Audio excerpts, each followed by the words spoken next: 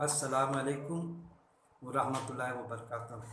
سورہ المومنون آیت نمبر 1 سے درس قرآن لیں گے ہم۔ شروع اللہ کے نام سے جو بڑا مہربان نہایت رحم کرنے والا ہے۔ بے شک ایمان والے کامیاب ہو گئے۔ کیا فرماتا ہے رب العزت اس آیت میں؟ اس میں کوئی شک کی گنجائش ہی نہیں۔ بے شک یعنی شک کی کوئی گنجائش نہیں۔ جو ایمان والا ہے وہ کامیاب ہو گیا۔ جو ایمان لائیں گا کس پر؟ اللہ پر، ایک اللہ پر ایمان، ملائکہ پر ایمان، فرشتوں پر، پھر مرنوتر جیون۔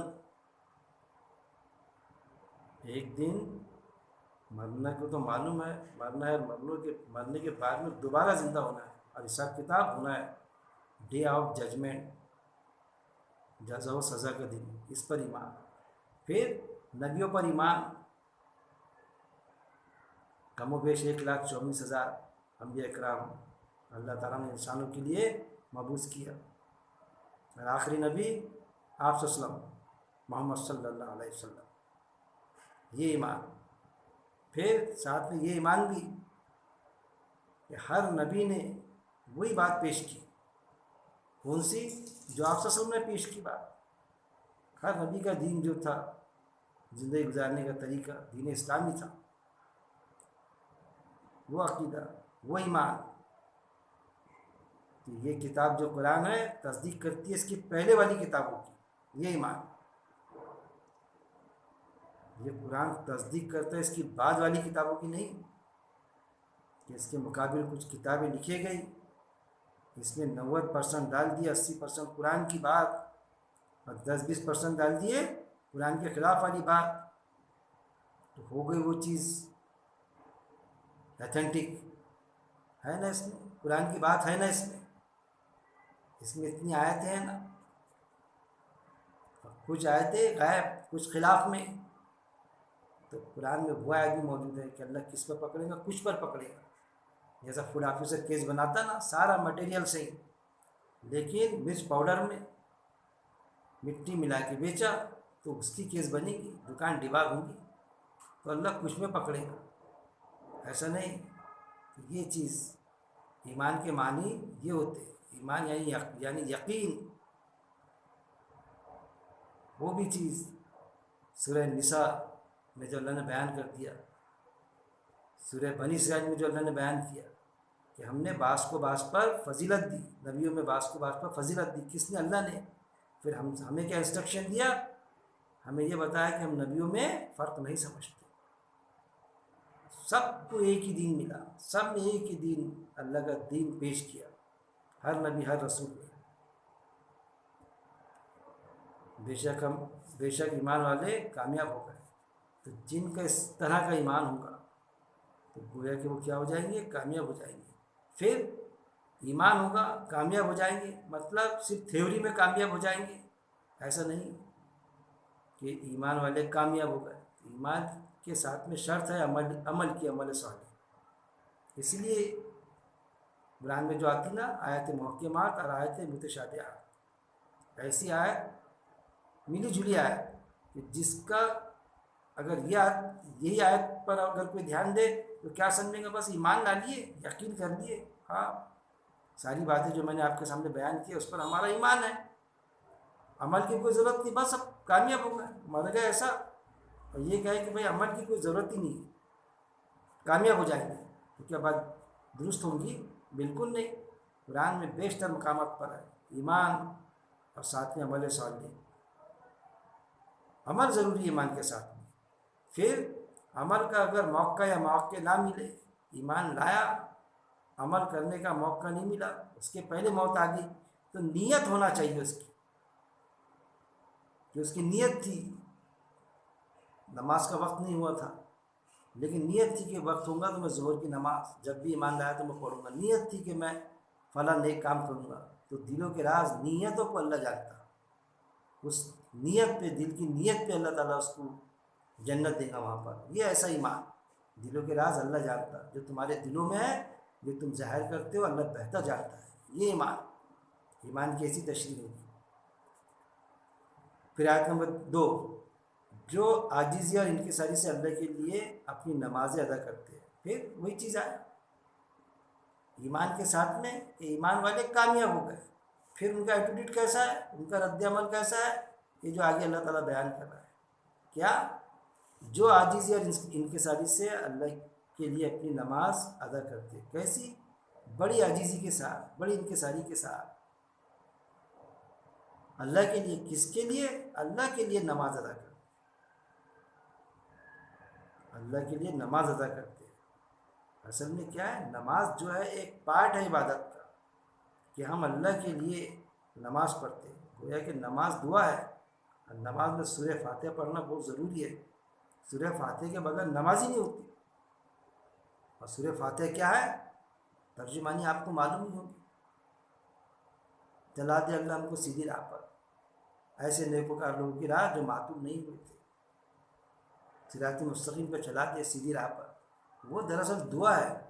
اور پھر دعا کے بعد میں پھر دن چریا. اب چلا دے راہ پر, تو اب چلو اس راہ پر, حق کی گواہی دو, حلال رزق کماؤ, کم مت تولو, دودھ میں پانی مت ملاؤ, کسی کو پریشان مت کرو, خدمت خلق کرو, ساری انسانیت کے لیے خدمت خلق کا جذبہ رکھو. جو عاجزی اور انکساری سے اللہ کے لیے اپنی نماز ادا کرتے, بڑی عاجزی اور انکساری کے ساتھ.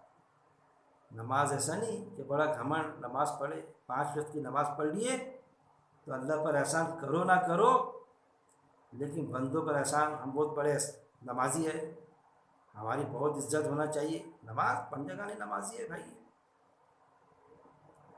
تو کیا احسان کرتے ہو تم؟ نہ اللہ پر احسان, نہ بندوں پر احسان. بندوں پر بھی کسی نیک بندے پر احسان نہیں کہ بھائی نماز پڑھا میں نے, یا پھر نیک عمل کیا میں نے. تو دیکھو بھائی, آپ نے بتایا نا, قرآن میں درس دی تھی نا, ہم اب ایسا کر رہے ہیں نیک عمل, تو پھر اب ہماری سنو, ہماری بھی کچھ بات کی کچھ پاس رکھو. مطلب یعنی اس پر احسان, درس والے پر یا کوئی عالم ہے بیچارہ, میں اس پر احسان کہتے ہو کہ ہم تمہارا ساتھ دے رہے ہیں نا. ارے تمہارا نہیں, تو نے اپنی جنت بنایا, تو نے اپنا بندوبست کیا. بھائی نے اپنا بندوبست کیا, تو نے اپنا بندوبست کیا. اس میں احسان جتانے والی بات ہونا نہیں چاہیے کسی بھی طرح سے, ڈائریکٹ انڈائریکٹ. وہ آیات بھی موجود ہے کہ اس وقت میں جو ایمان لاتے تھے, آپ سب جب دعوت دیتے تھے, کچھ لوگ ایمان لاتے تھے, تو ایمان لانے کے بعد میں آپ سسم سے اس طرح سے بیان کرتے تھے گویا کہ آپ سسم کو انہوں نے احسان کیا کہ ہم نے ایمان لا لیا نا, دیکھیے نا, آپ کی سن لی ہم نے تو ایمان لا لیا. اللہ کی طرف سے آیت نازل ہوئی میرے بھائی کہ تم ہمارے نبی پر احسان مت جتاؤ, تمہارے ایمان لانے کا احسان تو اللہ نے, تم ہمارے نبی پر کیا احسان جتاتے ہو؟ احسان تو اللہ نے تم پر کیا کہ تم کو ہدایت دی. اللہ طلب کی بنیاد پہ دیتا, لیکن کون دیتا ہدایت؟ بات کون سمجھاتا؟ ہدایت اینڈ انسٹرکشن. قرآن کس نے دیا؟ اللہ نے ہدایت دی.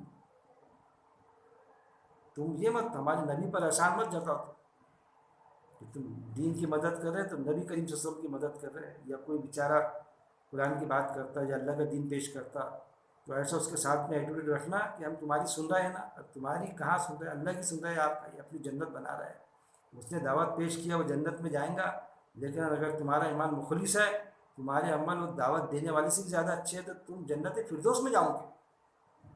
اس طرح سے, اور اگر احسان جتاؤں گے تو پھر وہ جو عمل ہے تمہارے وہ بھی ضائع ہو جائیں گے کہ میں نے آپ کی بات سنا نا مولانا, پھر میرے ساتھ میں ایسا برتاؤ تمہارا, ہم تمہاری اتنی سنتے, تمہارا یہ طریقہ ہمارے ساتھ میں, کیا طریقہ بھائی؟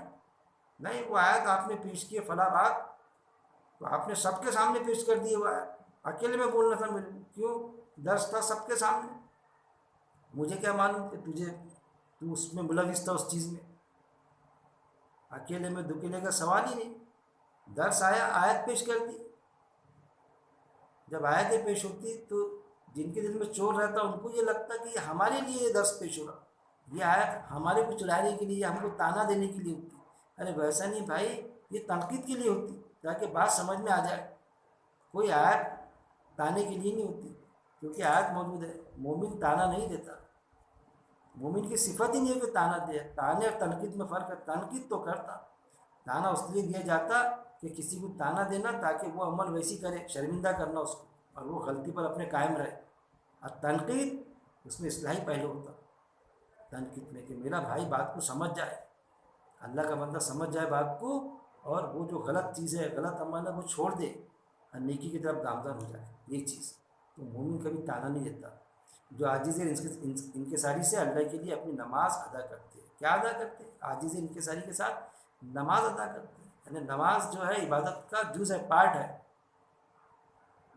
اور پھر نماز کی روح کیا ہے؟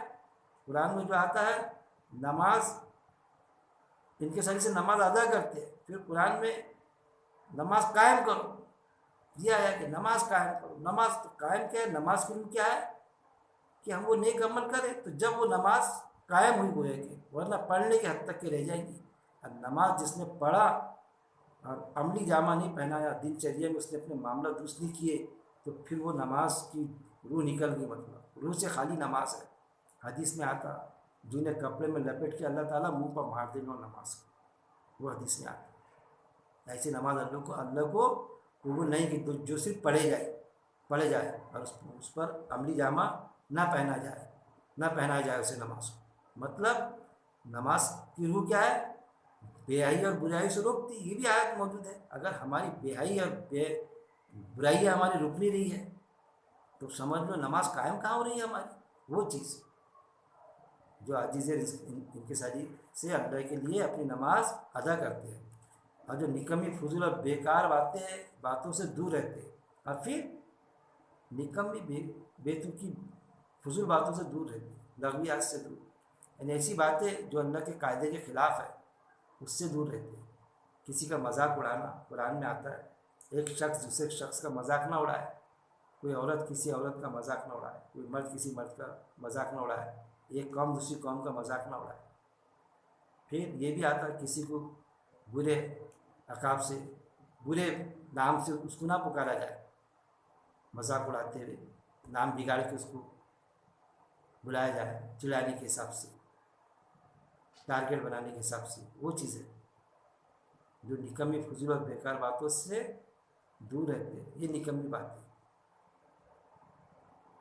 ہر نکمی باتوں میں ہر وہ چیز جو قرآن کی آیتوں سے ٹکرائے، ہر وہ بات جو اللہ کے قاعدے سے ٹکرائے، اور ایسی باتوں میں بیٹھنا، اس میں چسکے لینا، جیسا جنرلی ہوتا ہے چوکوں پر، قرآن حدیث کی بات نہیں ہوتی، اللہ کی بات نہیں ہوتی، دوسری باتیں اس میں، اس کی برائی ہو رہی ہے، اس کی برائی ہو رہی ہے، اس کا مذاق اڑایا جا رہا ہے، اور کچھ طرح کی باتیں جس کو سر نہ پائے، ایسی باتیں نکمی باتیں۔ کیا ہے تو 12 2 بجے رات تک کے جاگ رہے، بس کیا اپنی نفس کو سکون مل جاتا ہے باتوں سے۔ جو نکمی فضول اور بیکار کی باتوں سے دور رہتے، ایسی باتوں سے دور رہتے، کون؟ ایمان والے، ایسا ان کا عمل ہوتا، نماز پڑھتے، نکمی باتوں سے دور رہتے، کام کی بات کرتے، اور جو اپنی زکوٰۃ برابر ادا کرتے۔ پھر کیا معاملہ؟ زکوٰۃ کا، نماز اللہ کا حق، اللہ سے دعا کیے، اب دن چریہ میں بندوں کا حق، تو پھر زکوٰۃ کس کا حق ہے؟ بندوں کا ہے، اللہ کے پاس میں تھوڑی جاتی زکوٰۃ، بندوں کو دینا پڑتا، رشتہ داروں کا پہلا حق، باقی جو دوسرے اللہ کے بندے ہیں ضرورت مند ان کو دو، کتنا دو؟ 2.5% دو، یہ چیز جو اپنی زکوٰۃ برابر ادا کرتے ہیں، مطلب برابر جتنی نکلتی اتنی نکالتے۔ زکوٰۃ کے معاملے میں تو اتنے اسٹرکٹ تھے، جبکہ ابو بکر صدیق رضی اللہ تعالیٰ عنہ ان کے مقابلے میں حضرت عمر بہت تیز تھے، تیز ذہن تیز دماغ تھے، لیکن جب زکوٰۃ کا معاملہ آیا تو تلوار کھینچ لی ابو بکر صدیق رضی اللہ تعالیٰ عنہ کہ حضرت عمر رضی اللہ تعالیٰ عنہ وہ بھی حیرت کرنے لگے، ارے کیا یہ تو مسلمان ہیں، ان کے لیے آپ تلوار نکالے رہے؟ اگر بولے، فرمایا کہ ایک زکوٰۃ کا ایک وہ بھی نہیں دیں گے، ایک رسی کا ٹکڑا جو بھی آتا ہے کیا، وہ بھی اگر نہیں دیں گے تو اس کے لیے تو اعلان جنگ ہے میرا، جو زکوٰۃ نہیں دیں گا اس کے لیے، باوجود اس کے کہ وہ مسلمان تھے۔ تو مسلمان جو کہتے تھے وہ زکوٰۃ نہیں دیں گے، اگر بیت المال میں جمع نہیں کریں گے زکوٰۃ، یا خود ہی سوچیں گے کہ ہم برابر ہمارے حساب سے بانٹ دیں گے، ہم کو کوئی ضرورت نہیں بیت المال میں دینے کی، ایک اگر رتی برابر بھی نہیں دی بیت المال میں، اگر زکوٰۃ جمع نہیں کیے تو ان سے اعلان جنگ ہے۔ اور پھر ان سے پوچھے کہ بھئی ایسا کیسا، مسلمانوں کے خلاف میں آپ نے زکوٰۃ نہیں دینے پر یا بیت المال میں نہ جمع کرنے پر آپ نے اس طرح سے اپنا رد عمل پیش کیا؟ کہ ان کے لیے جنگ کرنے کو تیار، تلوار چلانے کو تیار. تو کیا فرمایا، ان کو جو امان ملا تھا نا، اسی بنیاد پر تو ملا تھا امان. ان کو جو ہم نے امان دیے تھے، جو پیس دیے تھے، کس بنیاد پر؟ کہ ایمان لائیں گے. جب ایمان لائیں گے تو زکوٰۃ دیں گے. تو اس پر تو زکوٰۃ دیں گے، یہ تو کنڈیشن تھی ان کی، اور اس کنڈیشن سے نکل رہی ہے وہ چیز، وہ اہمیت ہے زکوٰۃ کی. اور ہم زکوٰۃ دینے کو تیار نہیں. کتنے لوگ ہیں جو زکوٰۃ دیتے؟ کیلکولیشن جو بتایا جاتا، یہ بتایا جاتا جنرل سروے مسلم معاشرے کا، کہ اگر صحیح معنوں میں زکوٰۃ نکل جائے تو مسلمان محتاج نہ رہے ایک دوسرے سے، اتنی زکوٰۃ نکلتی کہ مسلمان آپس میں اگر ان کی زکوٰۃ کی ویسی نکل جائے تو وہ مسلمان غریب نہ رہے. اس طرح سے بھی سروے آتے ہیں، کس حد تک کہ ٹھیک ہے نہیں ہے وہ الگ بات ہے. کیوں کہ زکوٰۃ سے مسلمانوں کی حد تک کہ نہیں ہے. سورہ توبہ آیت نمبر 60 میں اللہ نے فرما دیا کہ زکوٰۃ کی مد ہے. 8 مدیں غالباً بتایا کہ اس میں یہ مد بھی ہے کہ غیر مسلم کو بھی زکوٰۃ دیتے آتی، دے سکتے ہیں یا دینے چاہیے، تاکہ ان کے قلوب، دل نرم ہو. کس کے پرتی؟ انفرادی، ہمارے لیے نہیں، اسلام کے پرتی، کہ اسلام ایسا ہے، تاکہ وہ اسلام کو سمجھے، ان کے دل نرم ہو اسلام کے لیے. لیکن نہیں بتایا گیا ایسا بتایا جاتا ہم کو، ارے نہیں، قربانی کا گوشت غیر مسلم کو دیتے نہیں آتا، زکوٰۃ غیر مسلم کو نہیں چلتی. یہ چیز اب جو اپنی زکوٰۃ برابر ادا کرتے ہیں، زکوٰۃ اصل میں کس کا حق ہے؟ انسانوں کا، صرف مسلمانوں کا نہیں، سارے انسانوں کا. غیر مسلم کو بھی دیتے آتی ہے، لیکن یہ نہیں ہونا کہ مسلمانوں کو چھوڑ دیے یا رشتہ داروں کو چھوڑ دیے، اور جو ہمارے رشتہ دار نہیں ہیں ان کو بانٹتے پھر رہے. رشتہ دار سے بیٹھ، اس کو دینے کو تیار نہیں، یا پھر رشتہ دار کو دینے کو تیار نہیں تو دوسروں کو بانٹ رہے ہیں، یا پھر مسلمانوں کو چھوڑ دیے، غیروں میں تقسیم ہو رہی زکوٰۃ. وہی مٹک کے کہ ہم کتنے ہمدرد ہیں تمہارے انسانیت کے. ارے ہے ہمدرد، لیکن فرسٹ پریفرنس کس کو دینا چاہیے وہ بھی ہم کو سمجھنا پڑے گا. اس بنیاد پر نہیں کہ قوم پرستی یا شخصیت پرستی یا گروزبیت اسلام میں بالکل نہیں ہے. ہم ضرورت کو سمجھیں، لیکن پہلا حق کس کا ہے، اس کے بعد میں کون، اس کے بعد میں کون، اس چیز کو سمجھنا پڑے. لیکن اس چیز کو نہیں سمجھتے، ڈائریکٹ بتائے تھے غیر مسلم کو زکوٰۃ دیتے نہیں آتی، تو یہ تو غلط چیز ہے. اس جو ہیڈ بتایا گیا مد، اس میں ہمارے غیر مسلم بھائی ہیں ان کو بھی زکوٰۃ دیتے آتی ہے، یعنی دینا ہی چاہیے. پھر آیت نمبر 5، اور جو لوگ اپنی شرم و گاؤں کی حفاظت کا پورا خیال رکھتے ہیں. پھر کیسے ہوتے یہ لوگ؟ ایمان والے اپنی شرم و گاؤں کی. یہاں پر آیا ہے لی فروجہم، جہاں بھی لی فروجہم آتا ہے تو وہاں پر اس کے میننگ ہوتے ہیں شرم گاہ. اور جہاں پر آتا سواتہم، دو زیادہ تر شبد آتے، لفظ آتے عربی کے. سواتہم آیا تو وہاں پر قابل شرم حصے. علی فروجہم آیا تو شرم گاہ یعنی دو رانوں کے بیچ کا حصہ. اس کی اگر تشریح آپ دیکھیں، اس کے معنی میں جائیں گے تو پرٹیکولر وہ چیز، اس سے کوئی انکار نہیں کہ وہ بھی قابل شرم حصہ ہے جسم کا، اس سے بھی انکار نہیں، لیکن اس کے لیے ایک خاص کہ وہ کیا ہے، باقاعدہ یوز ہوتا ہو. لی فروجہم یہاں پر آیا یعنی اپنی شرم گاہوں کی حفاظت کا پورا خیال رکھتے. کیسا پورا خیال رکھتے اس کی حفاظت کا، مگر نکاح میں آئی عورتوں پر اور شرعی قانون میں ہاتھ لگی کنیزوں باندیوں پر تو ان کو کوئی الزام نہیں. پھر کس کے لیے استعمال ہوتی ہے ان کی شرم گاہ؟ جو نکاح میں آئی ہوئی عورتیں، جن عورتوں سے انہوں نے نکاح کیے. پھر کن عورتوں سے نکاح کیا جائے گا وہ بھی قرآن میں قاعدہ بیان کر دیا اللہ نے کہ مومن مرد مشرک عورت سے شادی نہ کرے، مومن عورت مشرک مرد سے شادی نہ کرے. جو شرک کرنے والا ہے وہ بالکل اس عورت سے شادی جنڈر کا نہیں کر سکتا. اب شرک کیا ہے وہ بھی ہمیشہ میں آپ کو بتاتا ہوں، اللہ کی ذات میں، صفات میں اور اللہ کی بات میں شریک کرنا، تو وہ شرک کی کیٹیگری میں آ جائے گا. دعویٰ کرے کہ ایمان والا ہے لیکن شرک کرتا، تو یہ کیٹیگری میں. تو یہ ہے. اور پھر یہودی رہے یا نصرانی رہے، اس کی بیٹی بھی چلتی ہے، اس کا ذریعہ بھی چلتا اور اس کی بچی بھی چلتی، ان سے نکاح کرتے آتا، اجازت دی اللہ نے، لیکن کنڈیشن یہ تھا کہ شرک جو نہیں کرے گا، جو شرک میں ملوث رہے گا تو پھر اس کے لیے نکاح کی اجازت نہیں ہے، پھر وہ کسی بھی خیمے کا ہو، یہودی ہو، نصرانی ہو، کسی بھی مسلک کا ہو، یہ سب ہمارے باٹے ہوئے ہیں۔ اللہ کے پاس میں تو اللہ نے پہلے بنی اسرائیل کر کے خطاب کیا تھا اور بعد میں مسلم کر کے بتایا سب کو، فرما بردار اللہ کی وہ چیز، مگر نکاح میں آئی عورتوں پر، ان پر شرم کا استعمال ہوتی، اور پھر دوسری کو جب جنگ کے دوران پکڑی جاتی تھی، شرعی قانون میں ہاتھ لگی کنیزیں، وہ جو پکڑی جاتی تھی کنیزیں جو جنگ کے دوران، اور باندیا، وہ جو آپ صلی اللہ علیہ وسلم کاٹتے تھے، جہاں بھی ایسی صورتیں رہیں گی، جس بھی وقت، جس بھی موقع پر، قیامت تک اسلام کے لیے جب پکڑے جائیں گی تو وہ پھر ان کی شادی کے بغیر ان کو استعمال کی اجازت ہے۔ ہاتھ لگی کنیزیں اور باندیوں پر تو ان کو کوئی الزام نہیں، ان کے لیے کوئی الزام نہیں۔ اب باندیوں سے مطلب یہ نہیں، کچھ لوگ اس میں بھی ملوث ہو جاتے، باندی یعنی ایک نوکرانی رکھ لیے، کوئی بھی جو ایمان والی نہ ہو، اب پھر بس ہو رہا استعمال، اس کو کنیز سمجھ رہے، باندی سمجھ رہے، وہ نہیں بھائی، پرٹیکولر وہ جنگ کے لیے تھا معاملہ۔ آج ویسی صورت ہے نہیں ہے، جہاں صورت رہیں گی دنیا کے جس کونے پر تو یہ آیت لاگو ہوں گی، وہاں پر جہاں نہیں رہیں گی تو صورتیں بنانا تھوڑی پڑے گا، ویسے اس میں سے صورتیں نکالتے بہت سے۔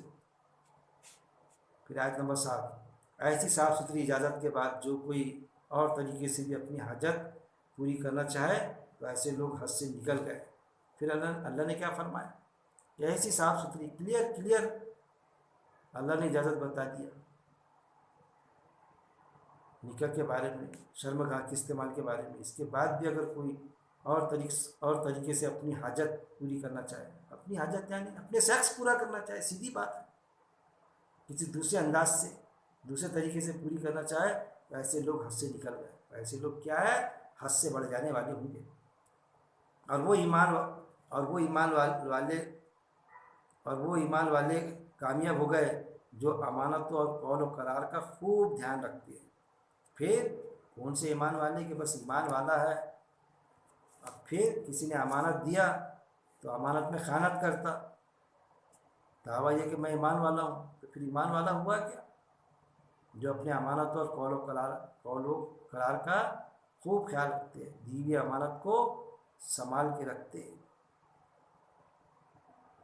ایک قول وہ جو عالم ارواح میں ساری روحوں سے بھی اللہ تعالیٰ نے، کیا میں تمہارا رب نہیں ہوں؟ قالوا بلی، ہاں اللہ، سب روحوں نے کہا اللہ تو ہی ہمارا رب ہے، ساری روحوں نے کہا، سارے انسانوں نے۔ ایک قول وہ دنیا میں آنے کے بعد میں کچھ بھول گئے انسان قول، کچھ نے بھلے ہی وہ یاد نہ رہا وہ قول، لیکن یہ معلوم تھا کہ آیت موجود ہے، سب نے قول لیا تھا اور ایمان لائے، کس پر؟ اللہ پر، اللہ کی کتابوں پر، قرآن پر ایمان، قرآن کے مطابق ہماری زندگی بسر کریں گے۔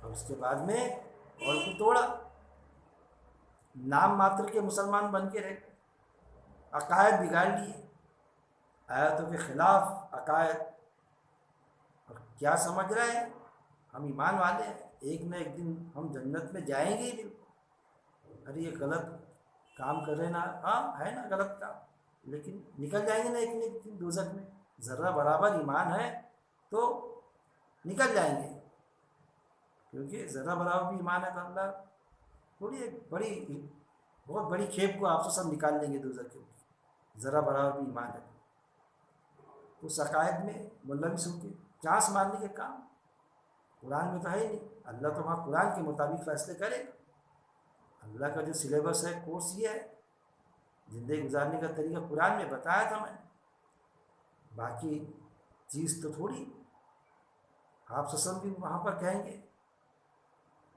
کہ وہ حدیث بھی تو تھی جو میں نے کہا تھا، کیا آپ کو معلوم نہیں تھی وہ چیز کہ میں نے جو کہا میں اس کا مکلف ہوں، اس کا ذمہ دار ہوں، تم نے کیا سنا اور کیا سمجھا اس کا مکلف میں نہیں. یہ بھی موجود ہے حدیث میں، دیکھ لینا آپ نے آپ وسلم کا قول کہ آپ وسلم ہاتھ جھٹک دیں گے قرآن کے جو خلاف میں جائے گا. حدیث سے بات کرتا تھا نا، تو پھر حدیث یہ بھی قول موجود ہے. پھر وہ آیت وہ بھی موجود ہے کہ قرآن کی آیتوں سے بھاگ کے جو بھی عمل ہوگا تو آپ وسلم کیا کہیں گے. سورہ الفرقان میں وہ آیت بھی موجود ہے، اے اللہ میرے امت کے یہ وہ لوگ ہیں جنہوں نے قرآن سے ہجرت کر دی تھی، جنہوں نے قرآن کو چھوڑا تھا. ارے اللہ ہم نے قرآن کو کہاں چھوڑا تھا؟ ہم تو قرآن کی تلاوت کرتے تھے عربی میں، 5 5 رکوع پورے 2 2 3 3 سورے پڑھتے تھے. ہم تو وظیفے آیتوں کے وظیفے کرتے بیٹھتے تھے. وہ جو آیت کا وظیفہ کرتے تھے اس کے معنی معلوم تھے وہ آیت کا؟ نہیں. اس سے کیا مطلب کہ بس وظیفے میں ثواب کمانے کی کوشش کر رہے تھے. قرآن جو پڑھتے تھے عربی میں تو تلاوت کے معنی معلوم تھے. تلاوت یعنی پیچھے پیچھے چلنا، ایز پر اللہ انسٹرکشن، اللہ کی ہدایت کے مطابق چلنا. تو چلا تھا تم نے؟ اللہ کی ہدایت کے مطابق زندگی بسر کی تھی کہ بس قرآن پڑھتے گئے، مردوں کو بخشائے بس، سمجھے کہ بس یہی اسلام ہے؟ قرآن میں کیا ہے معلوم نہیں. حافظ بن گئے تھے اور یہ عقیدہ برابر تھا کہ ایک حافظ جو ہوگا، ایک عالم ہے، ایک حافظ 7 پیڑھی کو جنت میں لے جائے گا. اس کے کوئی کہتا ہے 300 لوگوں کو لے جائے گا. یہ عقیدہ تھا. لیکن جب پوچھا جاتا حافظ صاحب سے، حافظ صاحب بڑی شان سے پڑھتے. حافظ بننا کچھ غلط نہیں ہے میرے بھائی، بننا چاہیے حافظ، کرنا چاہیے قرآن کا حفظ، لیکن غلط عقیدے کے ساتھ میں نہیں. مقصد کو فوت کر کے نہیں، یہ سمجھ کے نہیں کہ میں حافظ بن گیا تو اب 7 پیڑھی کو جنت میں لے جاؤں گا. میرا بچہ حافظ بن گیا تو اب 300 لوگ جنت میں لے کے چلے جائیں گا. میرے کو کچھ بھی کرنے کی ضرورت نہیں ہے. کتنی بھی حرام خور یا بدماشیاں کروں میں نے بنا لیا میرے بچے کو. یہ ہے مقصد کو فوت کر کے حافظ صاحب لے کے چلے جائیں گے جنت میں. اب حافظ صاحب سے پوچھو، آیت پڑھے، بڑی اچھی قرات، بڑا اچھا آواز حافظ صاحب کا پیش کرتے آیا. پوچھو حافظ صاحب ارتھات اس کے میننگ، نہیں بھائی میرے کو نہیں معلوم، میں عالم تھوڑی ہوں، میں تو حافظ ہوں، میں نے حفظ کیا، اس کی میننگ نہیں معلوم میرے کو. ہمارے ایسے عام شخص کو بتانا پڑتا، ارے بھائی یہ آیت کی ایسے معنی ہے، یہ ترجمانی ہے اس آیت کی. ہاں ہوں گی نا ایسی. ایسے حافظ پورا قرآن معلوم ہونا. ہم یہ نہیں کہتے کہ پورا قرآن حفظ کر دیا آپ نے تو اس کی ترجمانی بھی حفظ کر لو آپ کسی بھی زبان میں. کوئی حفظ کرنے کی ضرورت نہیں ترجمانی کو. قرآن حفظ کرے عربی مطلب بہت اچھی بات ہے، لیکن یہ عقیدہ 7 پیڑھی کا 300 لوگوں کو بخشا دوں گا میں، یہ عقیدہ کہ میں خود جنت میں چلے جاؤں گا، اس کے میننگ معلوم کرنے کی ضرورت نہیں ہے. ارے بھائی اس کی ترجمانی معلوم ہونا چاہیے، آیتوں کی ترجمانی بھی معلوم ہونا. وہ بھلے حفظ نہ ہو لیکن ترجمانی معلوم ہونا، یا کم سے کم اتنی اسپرٹ ہونا کہ بھائی یہ یاد نہیں لیکن اس کی ترجمانی میں قرآن ترجمے سے بتاتا آپ کو، یہ ہے میننگ اس کی. معلوم ہونا چاہیے کہ بس آیتیں پڑھو اور سمجھو کہ ہم اسلام پہنچا رہے ہیں لوگوں تک کی، اور وہ آیتیں پڑھنے کے پیسے لو. تراویح پڑھاؤ کہیں پر 30 50 1 لاکھ 2 لاکھ، یہاں تک کہ وہ کیا ہے اجازت. سوچنے کا مقام ہے، سوچنا چاہیے. ابھی اگر کسی حافظ صاحب کو ہم تراویح پڑھانے رکھے اور 1 2 سال ان کو کچھ پیسہ مت دو، چلتے پھرتے نظر آئیں گے، ارے واہ کیسا مینجمنٹ ہے، پیسے نہیں دیتے میرے کو، پوری تراویح پڑھاتے.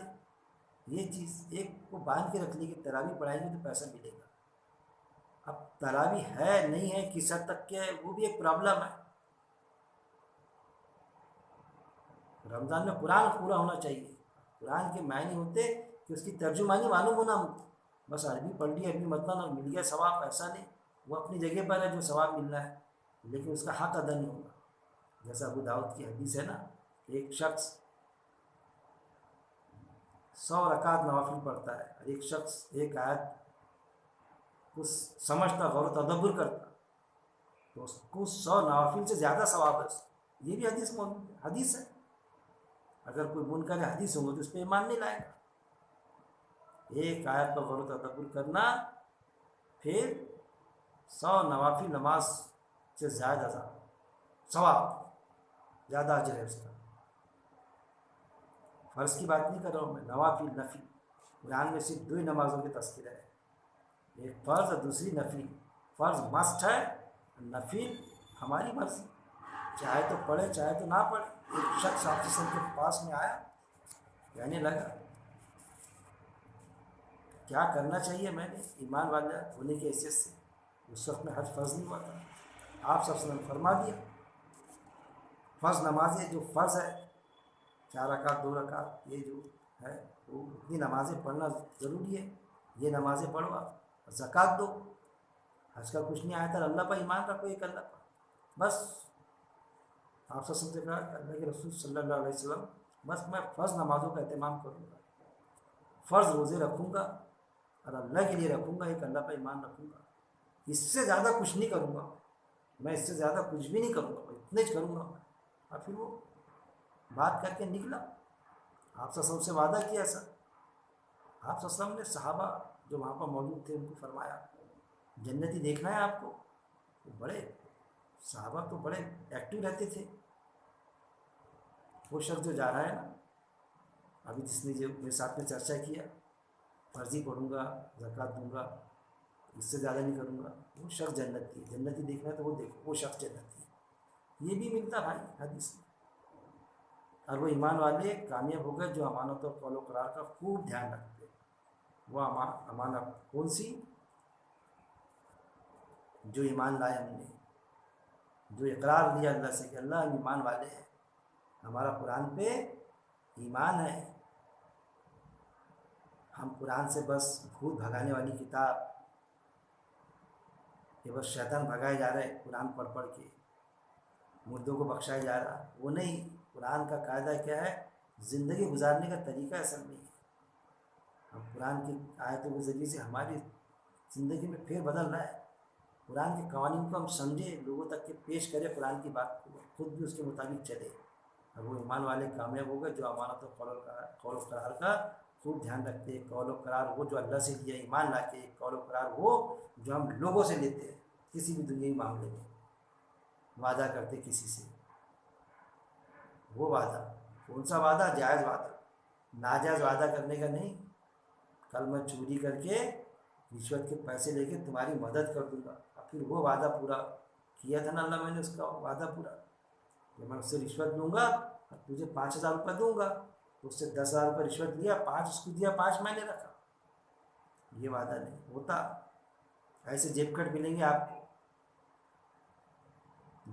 جتراؤں میں، سندلوں میں، عرسوں میں جاتے جیب کاٹتے اور پھر غریب کو دان بھی کرتے اس میں سے. غریبوں کو اللہ نے دیا بولتے ہم بہت اچھا ہاتھ لگا تو دان بھی کر دیتے اللہ کے نام پر، غریب کو بھی دے دیتے. آپ کو ایسا لگ رہا ہوگا ایسا کیسا ہوتا؟ عجیب بات. عجیب بات نہیں بھائی. بغداد کا چور امیروں کو لوٹتا تھا، غریبوں میں تقسیم کرتا تھا. چلے جائے گا جنت، بن جائے گی جنت کی شکل اس کی. بڑے نیک کام کیا، امیروں کو لوٹتا تھا اور غریبوں میں تقسیم کرتا تھا. تو غریبوں کو دیتا تھا، ان کی مدد کرتا تھا، اس کا اجر نہیں ملے گا اس کو، بیچاروں کو دیتا تھا. امیر تو نہیں دیتے تھے تو یہ چھین کے دیتا تھا. اجازت تھی ایسی؟ اس طرح کی اجازت تھی؟ اسلام میں پروویژن تھی ایسی؟ کچھ نہیں تھی. کچھ میں پکڑے گا، جو لوگوں پر ظلم کر کے زبردستی لے لیا اس میں پکڑے جائے گا. وہ جو غریبوں کو دیتا تھا اس میں اس ثواب کی وجہ سے ادھر سے نہیں نکل جائے گا، وہ کچھ میں پکڑے گا، پکڑے جائے گا. اور اگر بغداد کا چور جنت میں جائے گا بھائی تو پھر وہ جیب کٹ بھی جائے گا. جو ہمارا جیب مار لیتا 25,000 کا، 50,000 کا، 10-20,000 غریب کو دیتا باقاعدہ، باقی خود خرچہ کرتا، تو پھر اس کو کیوں کوستے؟ وہ تو جنت ہی ہے، جنت کی رپورٹ کرتے، جنت کی شکایت کرتے. پکڑے جاتا تو وہ بولتا کتنے ہیں؟ 50,000 دیا تھا، بس 10,000 ہے بولتا. باقی کیا کیا؟ 20-25 ہزار خرچہ ہو گیا، 10,000 روپये وہ دیا بیچارے غریبوں میں بانٹ دیا، کھانا کھلا دیا اس کو. یہ چیزیں، یہ شکلوں کو سمجھنا پڑے گا. ہمارا تو قول و قرار کا خوب دھیان رکھتے ہیں. اللہ سے جو قول و قرار ہے، جیسا اللہ نے قرآن میں قول و قرار لیا، جو وعدے لیا، ایسا کرنا اور ایسا نہیں کرنا. قرآن کیا ہے؟ اصل میں ایسی کتاب ہے جس میں سوال بھی موجود ہے، جواب بھی موجود ہے. کیا کرنا اور کیا نہیں کرنا، اس کے علاوہ کچھ بھی نہیں ہے قرآن. تو آپ اپنی زندگی میں انسان کیا کرے اور کیا نہ کرے، بس وہی چیز ہے. قرآن کی آیت موجود ہے، جو نافرمانی سے بچ گیا وہ کامیاب ہو گیا. بس کسی بھی طرح کی نافرمانی نہ کرے، جم گیا کام اس کو. اور جو اپنی نمازوں کی خوب اچھی طرح دیکھ بھال کرتے ہیں، پھر وہی چیز جو نمازوں کی بتایا میں نے، اپنی نمازوں کی بہت اچھی طرح دیکھ بھال کرتے ہیں. یعنی نماز کو صرف پڑھنے تک کے محدود نہیں رکھتے کہ بس نماز پڑھ لی اب بس. 5 وقت، کتنے وقت کی نماز ہوتی؟ 5 وقت کی نماز ہوتی ہے. اب پھر کم تولنا چالو، فروٹ کی ڈنڈی پہ بیٹھے کم تولنا چالو ہے، دودھ میں پلانا، پانی ملانا چالو ہے، حق کی گواہی نہیں دینا چالو ہے، حق کی گواہی نہیں دے. گواہ بنے کوئی شادی کے، کوئی نکاح کے، بعد میں جب آیا ڈسپوٹ آیا تو نہیں بھائی ہم جوڑ میں رہتے. ارے حضرت آپ کی گواہ تھی نا، چلیے نا، آپ فیصلے میں آپ کی ضرورت ہے وہاں پر. نہیں بھائی ہم جوڑ میں رہتے، ہم توڑ میں نہیں رہتے. وہ چیز ہے، ہم جوڑ میں رہتے، توڑ میں نہیں رہتے. جب توڑ کا معاملہ آ گیا تو بھاگ رہا بھگوڑا وہاں سے.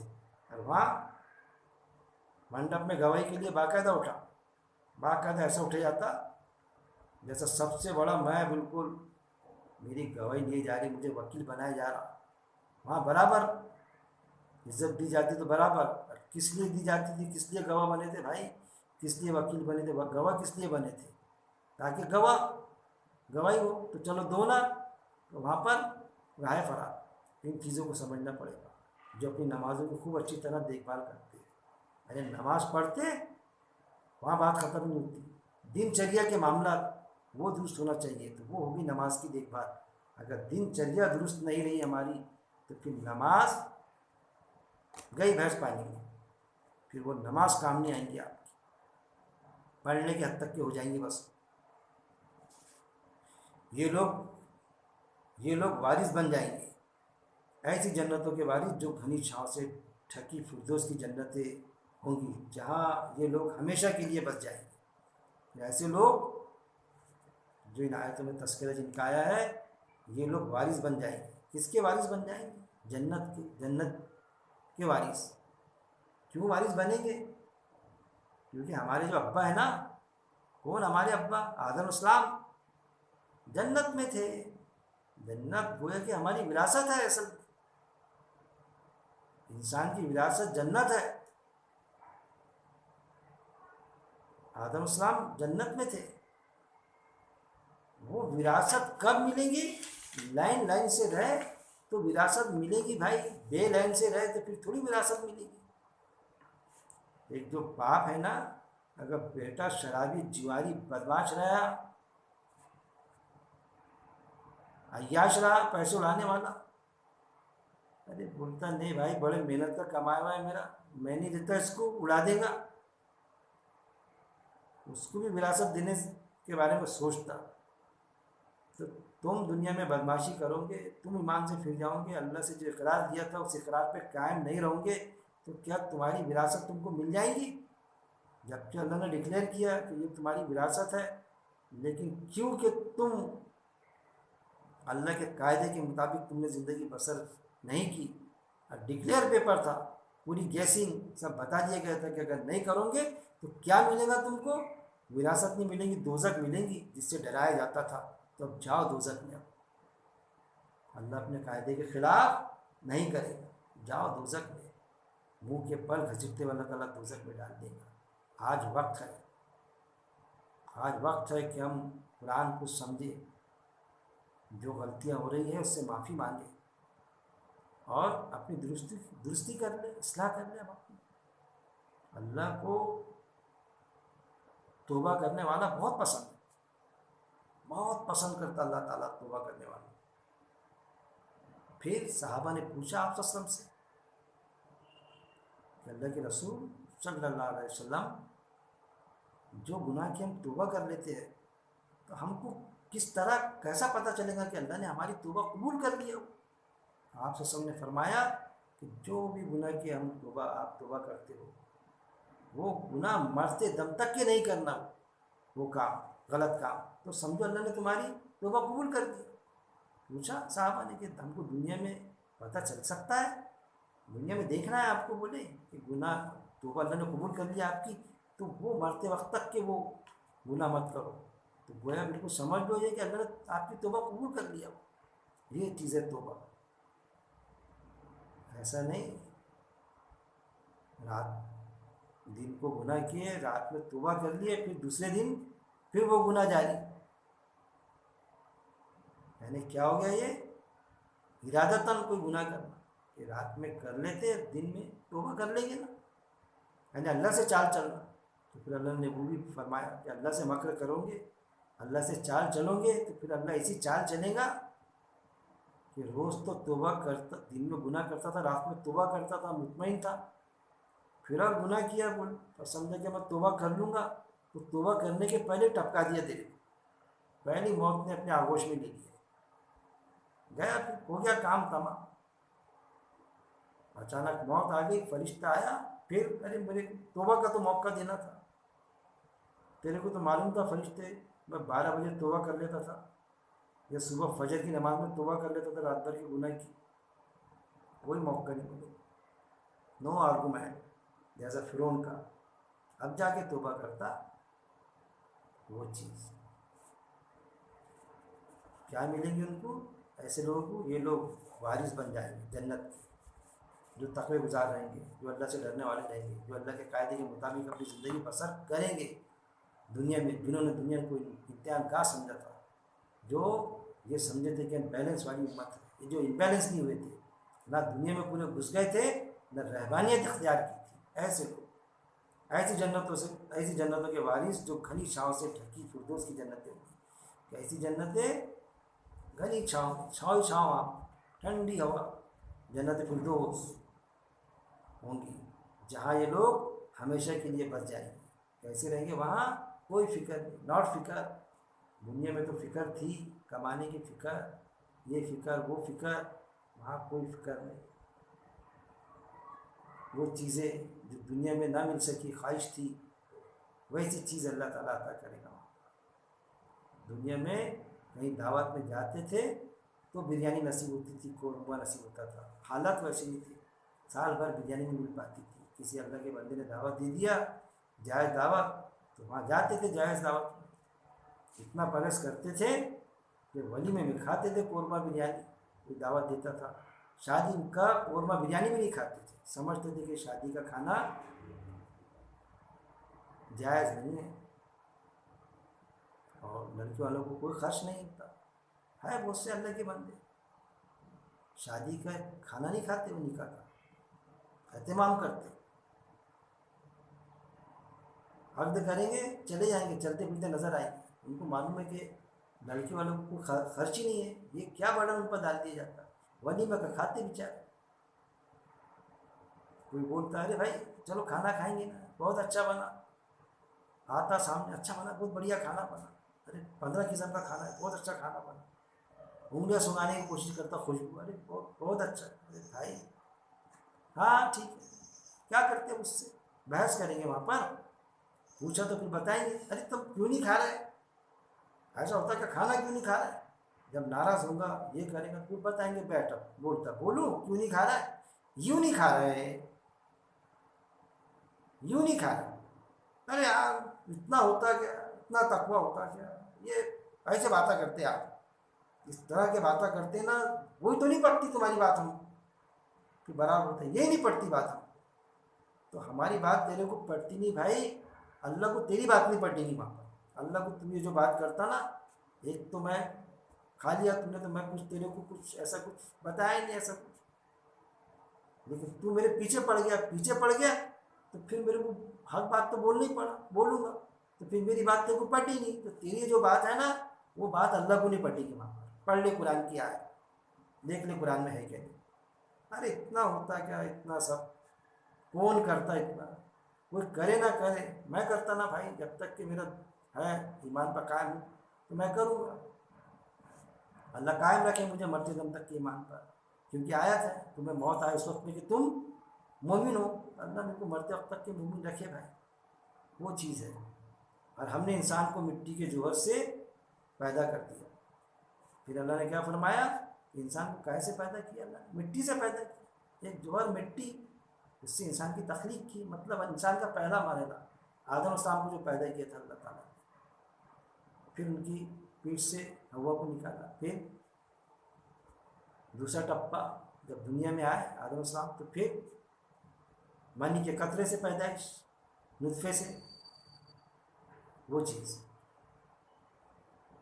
پھر آیت نمبر 13، پھر ٹپکتی بوند بنا کر اسے ایک محفوظ مقام پر قرار دے کر ٹھہرایا، پھر ٹپکتی بوند یعنی منی کا قطرہ، میل فیمیل کے ملاپ، میاں بیوی کے ملاپ سے جو وجود میں آتا ہے انسان، اس کا سیکنڈ مرحلہ، دوسرا ٹپا انسان کا، پہلا مٹی سے بنا، پھر دوسرا ٹپکتی بوند سے بنا، اچھلتے بوند سے بنا، پھر کائے میں جائے گا، پہلے مرحلے کے ساتھ مٹی سے بنا تھا، مٹی میں فنا ہو جائے گا، اللہ باقی رہے گا، تو مٹی میں جائے گا، لیکن دوبارہ اٹھائیں گا، وہ بات نہیں پڑتی، دوبارہ کیسا اٹھیں گے؟